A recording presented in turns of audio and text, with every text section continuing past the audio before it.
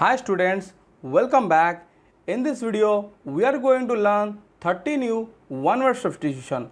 As you have known, we have already covered 270 one-word substitution, and this lecture will be 10th session of this series.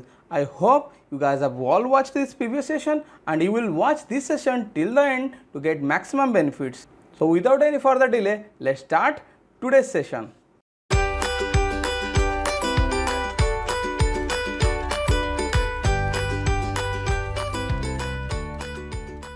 जैसे कि आप लोग अपने screen पे देख सकते हैं, आज के सेशन का हमारा पहला वन वर्ड क्या है?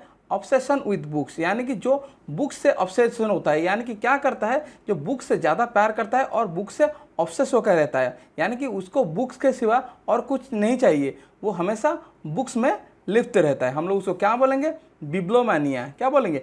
बिबिलोमैनिया। जैसे कि पुस्तकों का प्यार, जो पुस्तकों से या फिर बुक से ज़्यादा प्यार करता है, या फिर उसको मानिया। मानिया क्या है? मैडनेस है। मानिया का मतलब क्या है? मैडनेस है, यानी कि वो पुस्तक से मैडनेस से प्यार करता है, यानी कि वो पागल की तरह पुस्तक उसको चाहिए, यानी कि वो पुस्तक से ज़्यादा प्यार करता है, या फिर ऑब्सेशन विद द बुक्स। हम लोग उसको क्या बोलेंगे? बिब्लोमैनिया। ठीक है, तो फिर आप लोग ये पिक्चर देख लीजिए। जैसे कि देख लीजिए, आप सपोज मान लीजिए ये एक बिब्लोमैनिक पर्सन है, इनके घर में कितने बुक्स पड़े हैं। कौन आदमी इतना बुक्स रखता है? जिस आदमी को बुक्स से ज़्यादा प्यार होगा वही आदमी इतना सारा बुक्स इकट्ठा करके रख पाएगा। ये तो लाइब्रेरी जैसा नहीं दिख रहा है, ये पर्सन को हम लोग क्या बोल सकते हैं? बिब्लोमैनिया, क्योंकि इनको बुक्स से बहुत प्यार है। ठीक है, इनको क्या बोला जाएगा? बिब्लोमैनिया। ठीक है, आई होप आप लोग को ये क्लियरली समझ में आ चुका होगा। तो फिर हम लोग नेक्स्ट वन वर्ड की तरफ चलते हैं।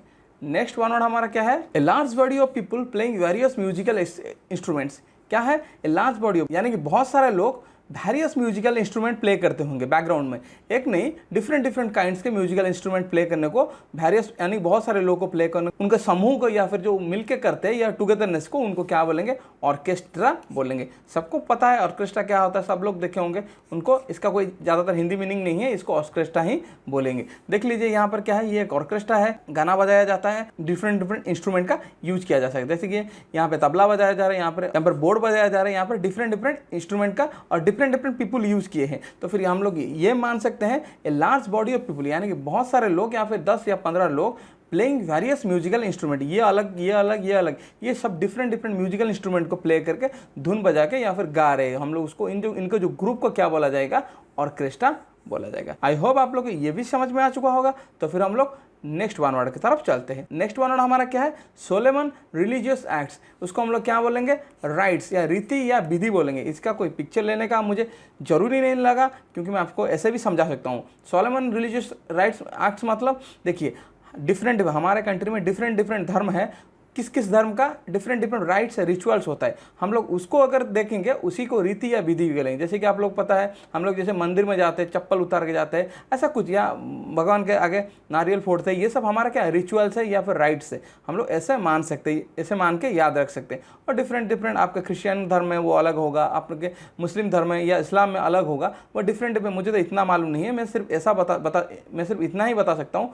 सोलेमन रिलीजियस एक्ट्स, यानी कि आप जो भगवान को पूजा करते हो, कुछ राइट्स होता है या फिर रिचुअल्स वगैरह होता है, हम लोग उसको राइट्स बोलते हैं, या फिर रीति या विधि, जो विधि विधान होता है। हम लोग ऐसे भगवान को पूजा करेंगे। उनका अभी तुरंत गणेश पूजा खत्म हुआ था, वो उसी दिन ही गिरेगा। वो आप चाहोगे तो अलग दिन पूजा, मतलब पूजा कर सकते हो, फिर भी उनका वो जन्मदिन होता है, ऐसा कुछ होता है। हम लोग उसी जो रिलीजियस एक्ट्स वगैरह होते हैं, हम लोग उसको राइट्स बोलते हैं या फिर रीति या विधि बोलते हैं।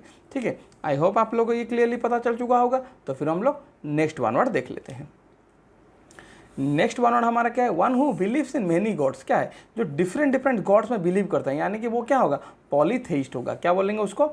क्या बोलेंगे? पॉलीथेइस्ट, यानी कि अनेक देवताओं को विश्वास करने वाला, जो डिफरेंट डिफरेंट धर्म के देवताओं को वो विश्वास करता होगा। हम लोग उसको क्या बोलेंगे? पॉलीथेइस्ट बोलेंगे। पॉली मतलब क्या है? पॉली मतलब मैं बता चुका हूँ अपने वोकैब के सेशन में, मेनी होता है, और थेइस्ट मतलब जो पूजा वजा करना और देवता के रिलेटेड होता है।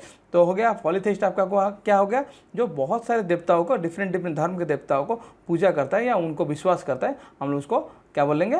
पॉलीथेइस्ट बोलेंगे। देख लीजिए, ये डिफरेंट डिफरेंट पिक्चर लगाया हूँ डिफरेंट डिफरेंट रिलीजन का। ये जो आदमी क्या करता होगा? जो आदमी डिफरेंट डिफरेंट रिलीजन के गॉड्स को बिलीव करता होगा या फिर उन पर विश्वास करता होगा या फिर उनका पूजा करता होगा, हम लोग उसको क्या बोल सकते हैं?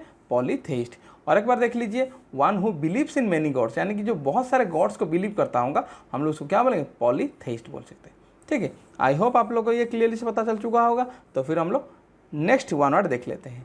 नेक्स्ट वन वर्ड हमारा क्या है, one who sets type for books और न्यूज़पेपर एक्सेट्रा। जो क्या करता है, जो टाइपिंग वगैरह करता है या फिर मतलब जो कंपोजिट करता है, क्या करता है, कंपोजिट करता है डिफरेंट टाइप्स ऑफ बुक्स या न्यूज़पेपर। वो कितना कटेगा, कितने पेजेस में आएगा, उसका लाइनिंग कैसा होगा, ऐसा कुछ वो जो करता होगा उसको हम लोग क्या बोलेंगे, कंपोजिटर। क्या बोलेंगे, कंपोजिटर या फिर अक्षर संयोजक। देखिए एक्चुअली क्या होता था, पहले जो मशीनरी होता था, जो मैनुअल मशीनरी होता था, उसमें क्या होता था, ये जो आप लोग देख लीजिए इस पिक्चर के माध्यम से, ये क्या होता है, ये कंपोजिटर होता है। ये जो मशीन्स होता है, कौन से लेटर्स कहाँ पे मतलब वो डालेंगे तो वो प्रिंटिंग अच्छा क्वालिटी आएगा। मतलब कोई तो आदमी होगा जो कि इसको कंपोजिट करता होगा।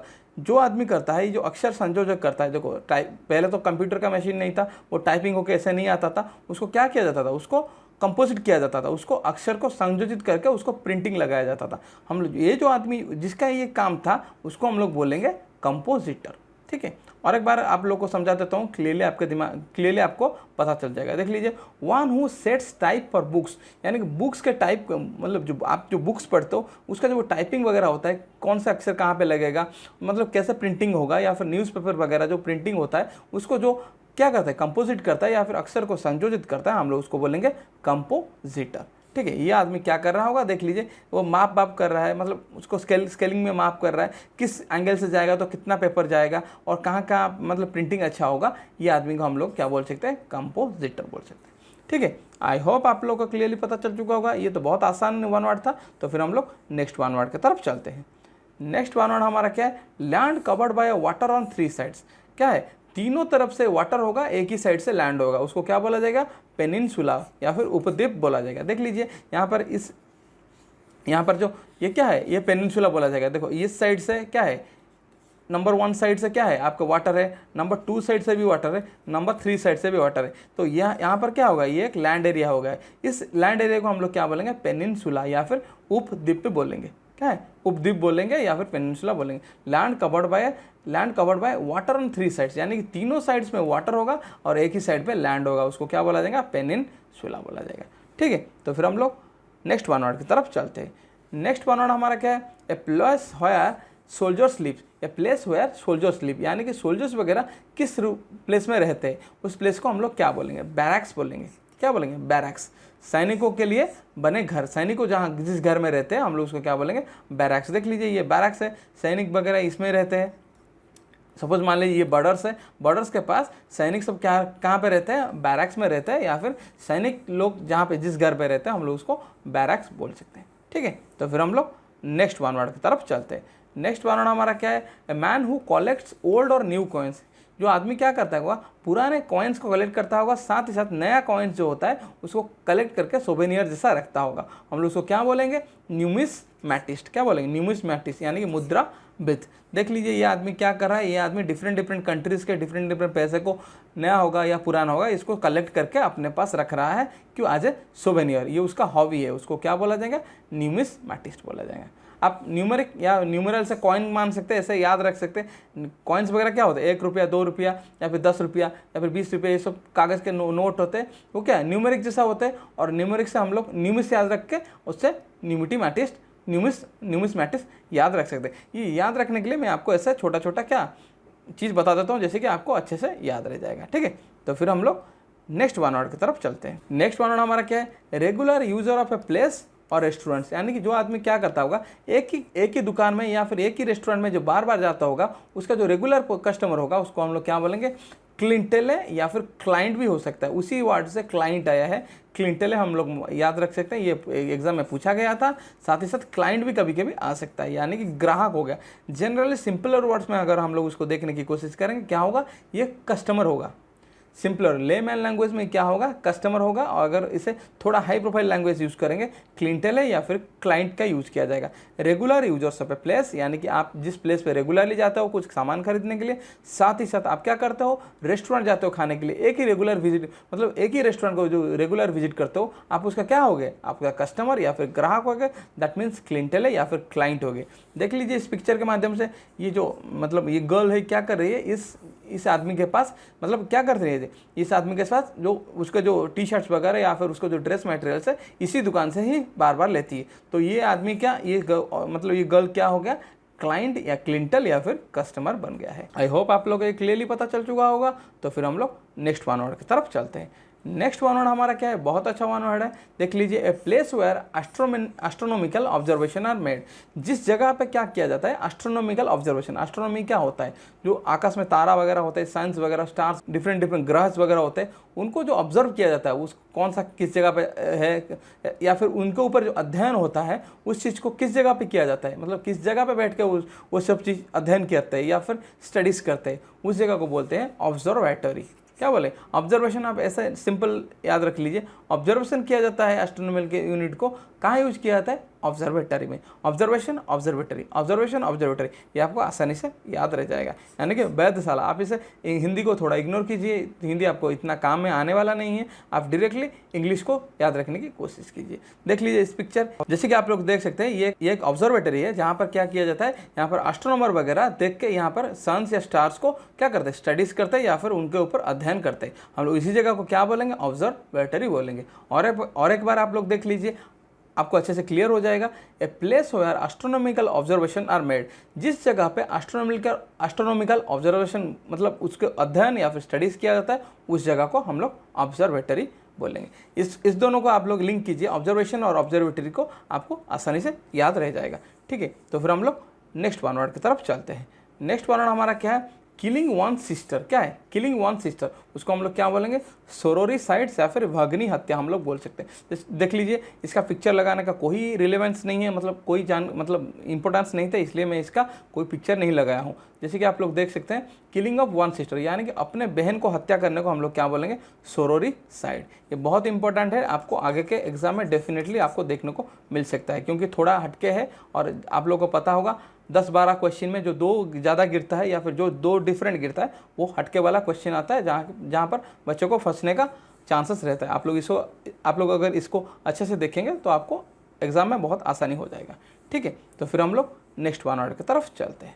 नेक्स्ट वन वर्ड हमारा क्या है, one who lends money on high rates of interest. यानी कि जो क्या करता है, जो लोगों को पैसा देता है, मतलब क्या, जो शुद्ध देने, मतलब पैसा, मनी लेंडर होता है जो पैसा देता है मगर बहुत हाई रेट में देता है। उसका जो रेट ऑफ इंटरेस्ट है, पैरेलली क्या होता है, अगर आप उसको पैरेलली देखेंगे, वो बैंक से बहुत ज़्यादा इंटरेस्ट चार्ज करता होगा। हम लोग उसको क्या बोलेंगे, यूजरर बोलेंगे, यानी कि सूदखोर। जैसे कि आप लोग देख लीजिए, ये आदमी क्या है, ये अपने जो मतलब क्लाइंट तो नहीं बोल सकते, ये इस आदमी को क्या कर रहा है, जो पैसा दे रहा है, इसके मतलब डिफिकल्टी से आप लोग, मतलब उसको पैसा की बहुत नीड है और ये बैंक में नहीं जा पा रहा है, मतलब बैंक उसको लोन का प्रोवाइड नहीं कर पा रहा है, मगर ये आदमी क्या कर रहा है, ये जो साहूकार या जमींदार वगैरह होता है उनसे पैसा लेने के लिए आता है या फिर मनी लेंडर से पैसा लेने के लिए आता है। सपोज मान लीजिए अगर बैंक से उसको 10% से उसको रेट ऑफ इंटरेस्ट मिल जाता है, ये आदमी क्या करता है, सालाना या फिर ये मंथली बेसिस पे लेता है और बैंक क्या करता है, साल के बेसिस पे आपका काउंटिंग करता है। तो फिर हम लोग अगर इसको दोनों को क्या करेंगे, मैच करेंगे, तो बैंक का इंटरेस्ट है, इसका इंटरेस्ट, ये जो मनी लेंडर है, प्राइवेट मनी लेंडर वगैरह होता है,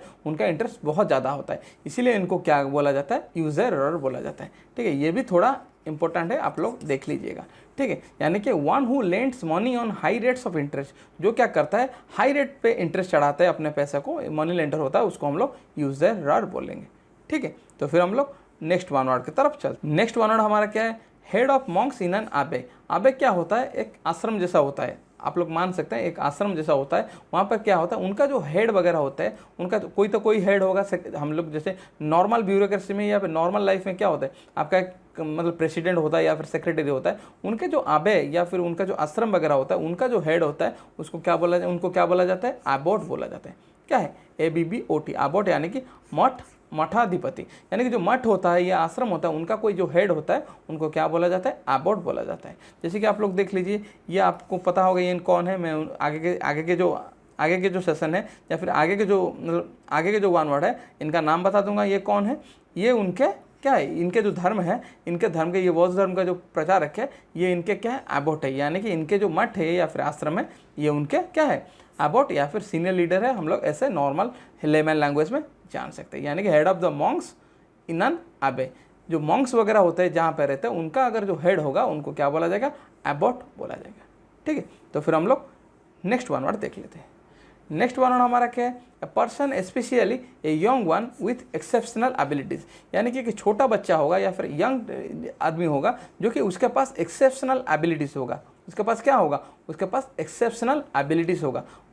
उस बच्चे को या फिर उस यंग वन चाइल्ड को हम लोग क्या बोलेंगे, प्रोडिगल या फिर प्रोडिजी बोल सकते हैं। सॉरी, प्रोडिगल नहीं, प्रोडिजी बोल सकते हैं। यानी कि उसके पास जो नॉर्मल लक्षण है, उसके पास जो नॉर्मल सिम्टम्स है उसको नहीं दिखा जाएगा। सिम्टम्स तो डिजीज़ में यूज़ किया जाता है। उसको जो मतलब उसके पास लक्षण जो होता है जनरल बच्चे का जो सेम एज का, उसके पास बी लक्षण होगा। यानी कि क्या होगा, वो उनसे थोड़ा डिफरेंट होगा या फिर उसके एक्सेप्शनल क्वालिटीज़ या फिर एक्सेप्शनल एबिलिटीज़ होगा। उसके पास क्या होगा, उसका डिफरेंट प्रतिभा होगा। उसको हम लोग क्या बोलेंगे, प्रोडिजी बोलेंगे। जैसे कि देख लीजिए इस पिक्चर में, ये कितना छोटा बच्चा है, ये क्या कर सकते हैं, ये देखिए, ये लिमिट एंड फंक्शन या फिर उसको क्या कर सकते हैं, ये इनऑर्गेनिक केमिस्ट्री या फिर क्या कर सकते हैं, ये ट्रिगो क्वेश्चन को सॉल्व कर लेता है। तब तो फिर ये क्या होगा, ये अपने एज के बच्चे से थोड़ा आगे है या फिर उसके पास एक्सेप्शनल क्वालिटीज़ या फिर एबिलिटीज है। तो फिर हम लोग इस बच्चे को क्या बोल सकते हैं, इस बच्चे को हम लोग प्रोडिजी बोल सकते हैं। चाइल्ड प्रोडिजी बोलते हैं नॉर्मल, आप लोगों को पता होगा, जो अपने एज के बच्चे से थोड़ा डिफरेंट या फिर एक्सेप्शनल क्वालिटीज़ रखते हैं। ठीक है, आई होप आप लोगों को ये भी क्लियरली पता चल चुका होगा। तो फिर हम लोग नेक्स्ट वन वर्ड की तरफ चलते हैं। नेक्स्ट वन वर्ड हमारा क्या है, a new word coined bye an author, यानी कि क्या करता है, एक ऑथर एक न्यू वर्ड को कॉइन करता है। कॉइन मतलब क्या है, यहाँ पे डिस्कवरी करना या फिर इन्वेंट करना हम लोग बोल सकते हैं। नया वर्ड वो बनाता है। यहाँ पे कॉइन का मतलब वही हो गया। कॉइन का मतलब क्या हो गया, नया वर्ड जो बनाता है। एक जो ऑथर है, जो नया वर्ड, इंग्लिश वर्ड या फिर ब्रिटिश वर्ड जो भी बनाता है, उसको हम लोग क्या बोलेंगे, नियोलिज्म, यानी कि नव शब्द हम लोग बोल सकते हैं। देख लीजिए यहाँ पर एक नियोलिज्म का एक एग्जांपल दिया हूँ। ये सब वर्ड सार्काज्म, बोथी, ये ब्रोफ्लैग, ये सब क्या है, थोड़ा न्यू वर्ड आज के ज़माने का। जो ऑथर जो नया नया वर्ड्स लिखते हैं, मतलब वो इंग्लिश लिटरेचर में वो नहीं होता है, वो नया नया वर्ड्स बनाया जाता है, उस चीज़ को हम लोग क्या बोलेंगे, नियोलिज्म बोलेंगे। ठीक है, ये बहुत आसान था, आप लोग देख लीजिएगा, नहीं तो आप लोग इसको इंपॉर्टेंट मार्क करके अपने जो नोट्स या कॉपी साइमल्टेनियसली बनाते रहे होगा, उसको आप 2-3 बार या 4-5 बार रिवाइज कर लेंगे तो ये आपको आसानी से याद रह जाएगा। ठीक है, तो फिर हम लोग नेक्स्ट वन वर्ड की तरफ चलते हैं। नेक्स्ट वन वर्ड हमारा क्या है, the art of killing a whole group of people, specially whole race, यानी कि एक होल ग्रुप ऑफ रेस है। मतलब एक जगह पे, सपोज मान लीजिए एक विलेज में या फिर एक एरिया में या फिर एक, आप लोग ऐसे मान सकते हैं जैसे कि पुराने ज़माने में क्या होता है, लोग समूह में रहते हैं या फिर बंजारा जैसे या फिर ज़्यादातर लाइफ स्टाइल जीते एक जगह पे जहाँ पे रहते थे। अगर उन लोगों को पूरे तरह से मार दिया जाता था, यानी कि होल ग्रुप या फिर होल रेस को मार दिया जाता था, उसको हम लोग क्या बोलते हैं, या फिर जेनोसाइड बोलते हैं। क्या बोलते थे, जेनोसाइड या फिर नरसंहार बोलते थे। यानी सपोज मान लीजिए एक जगह पे 5,000 या फिर 10,000 एक ही जाति के लोग रहते हैं। अगर उनको पूरा मार दिया जाएगा, उनको वंशज को ख़त्म कर दिया जाएगा, या फिर उनको क्या कर दिया जाएगा, उनके रेस को पूरा किल कर दिया जाएगा, उस चीज़ को क्या बोला जाएगा, जेनोसाइड बोला जाएगा। ठीक है, यानी कि उसको क्या बोला जाएगा, नरसंहार भी आप लोग मान सकते हैं या फिर जेनोसाइड। देख लीजिए आप लोग देख सकते हैं, ये सपोज मान लीजिए कोई भी कम्युनिटी का है, कोई भी कम्युनिटी का हो सकता है या फिर कोई भी मतलब क्या कोई भी रेस का हो सकता है या फिर कोई भी रिलीजन भी हो सकता है। सपोज मान लीजिए इनको अगर पूरा इनका जो 1,000 लोग है या फिर 2,000 लोग है या फिर 5,000 लोग है, अगर इनको साइमल्टेनियसली मार दिया जाएगा, एक ही समय पर इनका रेस को ख़त्म कर दिया जाएगा, उनको इस चीज़ को क्या बोला जाएगा, जेनोसाइड बोला जाएगा या फिर नरसंहार बोला जाएगा। ठीक है, आई होप ये भी क्लियरली पता चल चुका होगा। तो फिर हम लोग नेक्स्ट वन वर्ड की तरफ चलते हैं। नेक्स्ट वन वर्ड हमारा क्या है, बहुत आसान वन वर्ड है। देख लीजिए, animals that can live on land and in water. Both क्या करता है, वो लैंड में भी रह सकता है जो एनिमल्स होता है, साथ ही साथ वो वाटर में भी रह सकते हैं। हम लोग उसको क्या बोलेंगे, एम्फीबियन बोलेंगे। क्या बोलेंगे, या फिर उभयचर बोलेंगे, यानी कि वो पानी में भी रह सकता है, साथ ही साथ वो क्या लैंड में भी रह सकता है। देख लीजिए फ्रॉक्स वगैरह होते हैं या फिर ये फ्रॉक्स वगैरह होता है या फिर ये साउथ अमेरिकन क्या कैशिलियन वगैरह लिख सकते हैं आप। नॉर्मल देख सकते हैं, स्नेक्स वगैरह वो वाटर में भी रह सकते, सर्वाइव कर सकते हैं, साथ ही साथ लैंड्स में भी सर्वाइव कर सकते हैं। तो स्नेक्स या फ्रॉक्स वगैरह क्या हो गए, आपका एम्फीबियन या फिर उभयचर प्राणी हो गए। ठीक है, तो फिर हम लोग नेक्स्ट वन वर्ड की तरफ चलते हैं, क्योंकि ये वन वर्ड बहुत आसान था। नेक्स्ट वन वर्ड हमारा क्या है, ए हेटर ऑफ वोमेन। क्या है, ए हेटर ऑफ वोमेन, यानी कि जो वोमेन को हेड करता है या फिर वोमेन जाति को हेड करता है, यानी कि नारी जाति को जो हेड करता होगा, उसको हम लोग क्या बोलेंगे, मिजोगाइनिस्ट। आप लोग को पता है, मैं जो वोकाब का सेशन लेता हूँ, इसका रूट वर्ड से पढ़ाता हूँ। ये मिजो कहाँ से आया है, मिसिन से आया है, MESCIN, दैट मीन्स हेड होता है। साथ ही साथ गाइने कहाँ से, गाइने मतलब ओमेन होता है, यानी कि जो ओमेन को हेड करता है उसको हम लोग क्या बोलेंगे, हेटर ऑफ ओमेन या फिर मिसोगाइनिस्ट बोलेंगे, यानी औरत जाति या फिर नारी जाति को जो नफरत करता है हम लोग उसको क्या बोलेंगे, मिसोगाइनिस्ट बोलेंगे। ठीक है, तो फिर हम लोग नेक्स्ट वन वर्ड की तरफ चलते हैं। नेक्स्ट वन वर्ड हमारा क्या है, state where there is no effective government, जहाँ पे क्या है, जहाँ पे कोई इफेक्टिवली गवर्नमेंट नहीं चल रहा है, यानी कि वो गवर्नमेंट अच्छे से नहीं चल पा रहा है या फिर उसका कोई इफेक्टिवनेस नहीं है, उसको क्या बोला जाएगा, अनार्ची बोला जाएगा या फिर अराजकता बोला जाए, क्योंकि जहाँ पर राजा का शासन नहीं है उसको डेफिनेटली बोलेंगे अराजकता, यानी कि वो नेगेटिव में आ गया, यहाँ पर और क्या हो गया, नेगेटिव प्रीफिक्स हो गया, ये हिंदी में बोल दिया। ठीक है, तो अनार्ची क्या होगा, लॉस ऑफ या फिर डिसऑर्डर ऑफ गवर्नमेंट, यानी कि वो इफेक्टिवली गवर्नमेंट जहाँ पे नहीं होता है जिस जगह पे, उसको हम लोग क्या बोलेंगे, एनआरसी बोलेंगे। देख लीजिए यहाँ पर क्या हो गया, यहाँ पे ये जो एनआरसी था, जब ब्रिटिशर हमारे देश में घुसे तो हमारे यहाँ क्या एनआरसी था, यह डिसऑर्डर क्या था, डिसऑर्डर गवर्नमेंट, इतना स्ट्रॉन्ग गवर्नमेंट नहीं था जो राजा वगैरह था, इसलिए उनको आसानी हो गया हमारे देश को इतना दिन शासन करने के लिए, या फिर जो ब्रिटिशर से हमारे देश में शासन करने के लिए उनको बहुत आसानी हो गया, क्योंकि हमारे यहाँ अनार्ची था, यहाँ पर हमारा इफेक्टिव गवर्नमेंट नहीं था, जो भी वो राज्य शासन था या फिर जो भी था वो इतना इफेक्टिव नहीं था, इसलिए उनको बहुत आसानी हो गया। आप लोग इस पिक्चर के माध्यम से देख सकते हैं, साथ ही साथ इसे लिंक कर सकते हैं, तो फिर आपको अच्छे से याद आ जाएगा।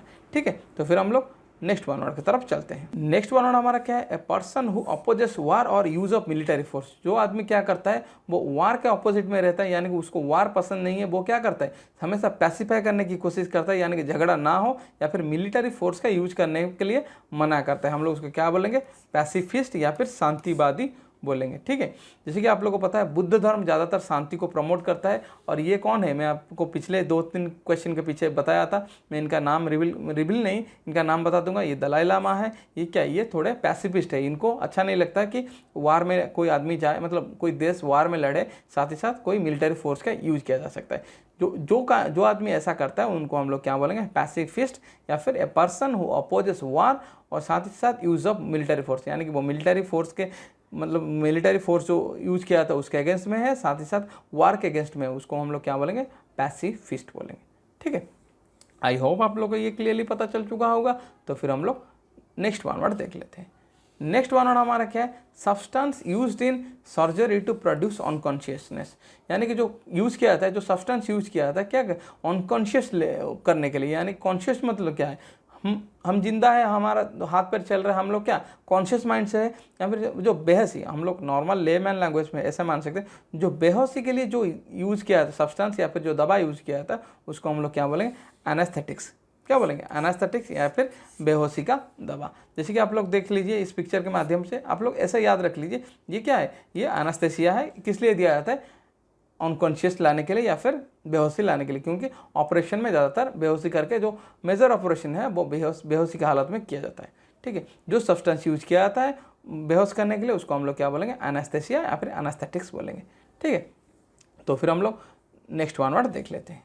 नेक्स्ट वन हमारा क्या है, मास्टर ऑफ सेरेमनीज, यानी कि जो अच्छे से एंकर करते हैं, हम लोग ऐसे नॉर्मल देख लीजिए, मास्टर ऑफ सेरेमनीज, जो सेरेमनी को क्या करते हैं अच्छे से अनाउंस करता है, या फिर मास्टरफुली क्या करते हैं, मास्टरफुली जो अनाउंस वगैरह करता है, मतलब स्टेज पे होके, हम लोग उसको क्या बोलेंगे, कंपेयर बोलेंगे, या फिर कार्यक्रम उद्घोषक, यानी जो उद्घोषणा या फिर वो क्या करता है, घोषणा करता है, अच्छे से स्पीच देता है, या फिर मतलब जो कार्यक्रम को चलाता है अच्छे से, हम लोग उनको क्या बोलेंगे, मास्टर ऑफ सेरेमनीज या फिर कंपेयर बोलेंगे। जैसे कि देख लीजिए आप इन मोहतरमा को देख लीजिए, ये क्या कर रहे हैं, ये अच्छे से माइक से क्या कर रही है, अच्छे से घोषणा कर रहे हैं, या फिर क्या उद्घोषण दे रही है, या फिर कार्यक्रम को अच्छे से चला रहे, किसके ऊपर क्या होगा, मतलब अंदर ही अंदर ये क्या कर रहे होंगे, थोड़ा थोड़ा चुटकुला सुनाते रहे होंगे, या फिर थोड़ा थोड़ा ह्यूमरस बात करते होंगे, या फिर थोड़े थोड़े मोटिवेट भी करते होंगे, मतलब ऐसा करके ऑडियंस को एंगेज रखते हैं। इन लोगों को क्या बोला जाता है, जो लोग ऐसा अच्छा काम, मतलब जो लोग ऐसे अच्छे काम करते हैं या फिर मास्टर ऑफ सेरेमनीज होते हैं, उनको कंपेयर बोला जाता है। ठीक है, आई होप आप लोग को ये क्लियरली पता चल चुका होगा। तो फिर हम लोग नेक्स्ट वन वर्ड की तरफ चलते हैं। नेक्स्ट वन वर्ड हमारा क्या है, बहुत आसान है, सबको पता होगा, ए प्लेस फॉर फिश और वाटर प्लांट्स, क्या है, जहाँ पे वाटर प्लांट्स वगैरह रहते हैं और जहाँ पे फिश वगैरह रहते हैं, जो आर्टिफिशियल होता है, उसको हम लोग क्या बोलेंगे, एक्वारियम या फिर मछली घर बोल सकते हैं। देख लीजिए ये तो बहुत आसान था, सबको पता होगा, इसलिए मैं उसके ऊपर इतना इंपॉर्टेंस नहीं दे रहा हूँ, आप लोग इसे देख लीजिएगा। ठीक है, तो फिर हम लोग नेक्स्ट वन वर्ड देख लेते हैं। नेक्स्ट वन वर्ड हमारा क्या है, द स्टडी ऑफ बर्ड्स होता है, यानी कि बर्ड्स के ऊपर जो स्टडी किया जाता है उसको क्या बोला जाता है, ऑर्निथोलॉजी या फिर पक्षी विज्ञान बोला जाएगा। क्या बोला जाएगा, पक्षी विज्ञान या फिर स्टडी ऑफ बर्ड्स या फिर ऑर्निथोलॉजी बोला जाएगा। देख लीजिए ये आदमी क्या हो गया, ये एक ऑर्निथोलॉजिस्ट है, ये बर्ड्स के ऊपर क्या कर रहा है, बर्ड्स के ऊपर स्टडी कर रहा है, या फिर उसको उसका जो मतलब ये कहाँ से आया है, या फिर नॉर्मली हम ऐसे मान सकते हैं जो बर्ड्स के ऊपर जो स्टडी करते हैं उसको जो स्टडी है या फिर जो साइंस है उसको हम लोग ऑर्निथोलॉजी बोलेंगे, और जो आदमी स्टडीज करता है उसको क्या बोलेंगे, ऑर्निथोलॉजिस्ट, ऑर्निथोलॉजिस्ट बोला जाएगा। ठीक है, आई होप आप लोगों को ये भी समझ में आ चुका होगा, ये क्योंकि ये बहुत आसान था, ये बार बार एग्जाम में पूछा जा चुका है, आगे के एग्जाम में आपको ये डेफिनेटली देखने को मिलेगा। तो फिर हम लोग नेक्स्ट वन वर्ड की तरफ चलते हैं। नेक्स्ट वन वर्ड हमारा क्या है, the believe that everyone is equal and should have the same right of opportunities. ये थोड़ा हटके एग्जाम्पल मतलब हटके दिया है, आपको बहुत सारा लैंग्वेज का यूज किया गया, आपको पढ़ने में डिफिकल्टी आएगा, साथ ही साथ आपको इसको समझने में डिफिकल्टी आएगा। मैं आपको अच्छे से समझा रहा हूँ, देख लीजिए। The believe that everyone is equal, जो दिमागी या फिर चिंता होता है या फिर आप बिलीव करते हो हर कोई इक्वल होता है, क्या हर कोई इक्वल होता है, साथ ही साथ हर एक के पास राइट अपॉर्चुनिटी है, और राइट क्या है, समान राइट्स है या फिर इक्वल राइट्स है या फिर इक्वल अपॉर्चुनिटी, उसको हम लोग क्या बोला जाएंगे, इगैलिटेरियन सोसाइटी या फिर इगैलिटेरियन बोलेंगे, यानी कि समानतावादी। देख लीजिए यहाँ पर क्या है, ये मैन है और वोमेन है, जिस जगह पे मैन और वोमेन को मतलब क्या, या फिर सोसाइटी में या फिर राइट इक्वल अपॉर्चुनिटी दिया जाता है, या फिर जो बिलीफ होता है इक्वालिटी का बिलीफ आता है, हम लोग उस सोसाइटी को हम लोग ऐसा बोल सकते हैं इगैलिटेरियन सोसाइटी। यहाँ पे सोसाइटी का कोई यूज़ नहीं है, मैं आपको समझाने के लिए ये सोसाइटी वर्ड का यूज कर रहा हूँ ताकि आपको अच्छे से समझ में आ जाए, क्योंकि जहाँ पे इक्वल वगैरह राइट अपॉर्चुनिटी दिया जाता है, इक्वल अपॉर्चुनिटी दिया जाता है, उस जगह को क्या बोला जाएगा, इगैलिटेरियन या फिर इगैलिटेरियन सोसाइटी। जिस सोसाइटी में रहते हो, अगर सोसाइटी में अगर आप दोनों को मतलब मैन और वोमेन को राइट अपॉर्चुनिटी या राइट इक्वल अपॉर्चुनिटी दिया जाएगा या सेम राइट्स दिया जाएगा, उस सोसाइटी को हम लोग क्या बोलेंगे, इगैलिटेरियन सोसाइटी बोल सकते हैं। ठीक है, आई होप आप लोग को ये भी पता चल चुका होगा। तो फिर हम लोग नेक्स्ट वन वर्ड देख लेते हैं। नेक्स्ट वन वर्ड हमारा क्या है, इररेजिस्टिबल क्रेविंग फॉर अल्कोहलिक ड्रिंक्स, यानी कि जो आदमी क्या करता है वो अल्कोहलिक ड्रिंक के बिना नहीं जी सकता है, यानी कि उसको अल्कोहल चाहिए ही चाहिए, जितना भी मुश्किल हो या फिर जो भी प्रॉब्लम हो वो अल्कोहल तो लेगा ही लेगा। उसको हम लोग क्या बोलेंगे, डिस्पोमानिया क्या बोलेंगे, या फिर शराब की लत। देख लीजिए एक आदमी क्या कर रहा है, ये इसमें शराब की लत है, ये शराब और उसके हाथ के बीच क्या ये जंजीर लगाया गया, मतलब एग्जाम्पल दिया गया, इसको क्या हो गया, इसको डिस्पोमानिया हो गया, या फिर इसको शराब की लत लग गई है, ये अल्कोहलिक हो गया है, या फिर इसका इररेजिस्टिबल है, यानी कि ये अपना जो क्रेविंग होता है ना, आपका खाने किसी को खाने का क्रेविंग होता है, किसी को शराब का क्रेविंग होता है, अंदर से आता है, तो इररेजिस्टिबल यानी कि वो रेजिस्ट नहीं कर पा रहा है, उसको अल्कोहल चाहिए ही चाहिए, यानी कि वो अल्कोहल उसके लिए इतना इंपॉर्टेंट है, उसके बिना वो नहीं रह सकता। उस आदमी को हम लोग क्या बोलेंगे, डिस्पोमानिया बोलेंगे। ठीक है, क्या बोलेंगे, डिस्पोमानिया, या फिर शराब को लत जिसे लग जाती है उस चीज़ को हम लोग क्या बोलेंगे, डिस्पोमानिया बोलेंगे। ठीक है, आई होप आपको ये बहुत आसान वर्ड था, आपको पता चल चुका होगा। तो फिर हम लोग नेक्स्ट वन वर्ड की तरफ चलते हैं। नेक्स्ट वन वर्ड हमारा क्या है, when something moves in a straight line. क्या होता है, when something moves in a straight line, जो चीज़ स्ट्रेट लाइन में जाता है, जो चीज़ स्ट्रेट लाइन में जाता है हम लोग उसको क्या बोलेंगे, रेक्टिलिनियल या फिर सीधा बोलेंगे। ये थोड़ा हटके है, आप लोग देख लीजिएगा। ठीक है, when something moves in a straight line, एक सामान या फिर कुछ भी चीज़ जो सीधे तरीके से जाता है हम लोग उसको क्या बोलेंगे, रेक्टिलिनियल या फिर सीधा बोल सकते हैं। ठीक है, तो फिर हम लोग नेक्स्ट वन वर्ड देख लेते हैं। नेक्स्ट वन वर्ड हमारा क्या है, tending to associate with others of one kind, यानी कि आप क्या करते हो, सिंपलर टर्म से देख सकते हो, ये जो थोड़ा हटके वर्ड दिया है, थोड़ा डिफिकल्ट वर्डिंग का यूज किया गया है। हम लोग अगर इसको मतलब क्या करेंगे, इसको तोड़ के देखेंगे, tending to associate with others of one kind, यानी कि आप जैसे हो, आप जिस दूसरे से आपके जैसा जो दूसरा आदमी होता है आप उसके साथ जितना घुलते मिलते हो उसको हम लोग क्या बोल सकते हैं, ग्रिगारियस बोलेंगे। नॉर्मल चीज़ क्या है, ये सोशल होता है, जो ग्रिगरियस मतलब पर्सन होता है वो सोशल होता है या फिर सामाजिक होता है। Tending to associate with others of one's kind, यानी कि आप जैसा हो, आप सपोज मान लीजिए ये आदमी जैसा है, ये उस तरह का आदमी से मिलता है, या फिर उस तरह का आदमी के माइंडसेट, या फिर अपने फ्रेंड्स, ये जो स्टूडेंट है या फिर ये जो आदमी है, यंग पर्सन है, ये अपने फ्रेंड्स कैसे चुनता है, अपने जैसा चुनता है, इसका जैसा माइंडसेट है, ये जैसा पहनता है, या फिर इसका लाइफस्टाइल जैसा है, ये अपने जैसा फ्रेंड्स वगैरह चुनता है। तो ये जो मिलकर रहते हैं ये जो फ्रेंड्स वगैरह रहते हैं या फिर हम लोग सोसाइटी में रहते हैं मिलके, उसी चीज़ को ग्रीगारियस बोला जाता है। क्या बोला जाता है? ग्रीगारियस या फिर सामाजिक बोला जाता है। Tending to associate with others of one's kind, यानी कि अपने तरह दूसरे आदमी को आप पसंद करते हो या फिर उनके साथ जो घुलते मिलते हो, उसको क्या बोला जाता है? ग्रीगारियस बोला जाता है। ठीक है, तो फिर हम लोग नेक्स्ट वन वर्ड देख लेते हैं। नेक्स्ट वन वर्ड हमारा क्या है? A person motivated by irrational enthusiasm, उसको हम लोग क्या बोलेंगे? फैनाटिक या फिर कट्टर धार्मिक व्यक्ति बोलेंगे। जैसे कि आप लोग को पता है आज के सिनेरियो में बहुत कट्टरपन आ गया है।